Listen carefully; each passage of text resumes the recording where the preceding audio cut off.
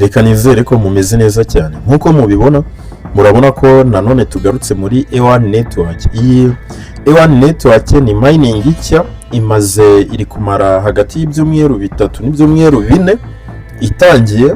Iyi EWAN network ni nshyashya. Nkuko mubibona, murabona ko interface yayo yahindutse uyu munsi wa none. Interface yayo ntabwo ari gutya yari isanzwe imeze. Ibyo tugiye kugarukaho akantu ku kandi. Mbere yo kugira ngo dutangire, ndakwibutsa gukanda like kuri iyi video, hanyuma niba uri mushya akaba ari bwo bwa mbere ugeze kuri iyi channel ya Darius Tech, unkandire subscribe kugira ngo tujye tubasha kubana no mu zindi video zigiye zitandukanye. Ngiye mugiye kubana banyita Darius. Bacha nta kindi uri bukore rero, urabanza uze kuri Play Store, application ya Play Store, hanyuma numara kuyigeraho uze ubanze ushake iyi mining ya EWAN network, uraza uyishake. Numara kuyishakisha, dore dusanzwe tumenyereye indi logo itandukanye n'iyingi. Urabona ko bahinduye logo. Murazi ko iyi EWAN network yari ifite interface ijya kumera nka Ruby network.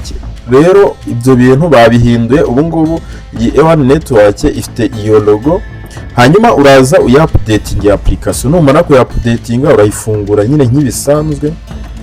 Urabona mo imbere ubundi busanzwe twagiragamo hano imbere tukagira ngo twinjiye muri mining ya Ruby network. Abantu musanzwe mu mining ya Ruby murabizi ukuntu Ruby imeze.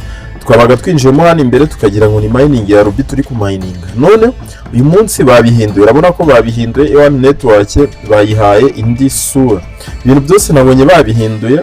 Urabona tuje no muri nuze no muri wallet urabona harimo, urabona kino gice bakigize migration, kandi nabonaga ari kitwa swap token, none bayigize migration. Urabibona, urabona bakakwereka coin ziri migrated, bakakwereka coin ziri kuri wallet nyine bigiye bitandukanye. Urabibona account ni kuvuga ngo iyi mining bagiye barayihindura yose uburyo yagaragaraga byose bagiye barabihindura.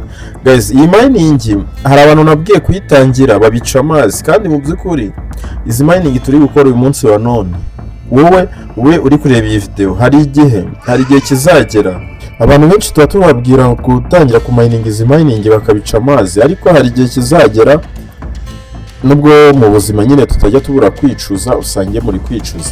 Nubwo nyine tuba tutazi ngo bitewe nuko murazi ko bino bintu by'ama mining hari zizazi tukazimayininga zikaba ariyo cyangwa se zikaba scam.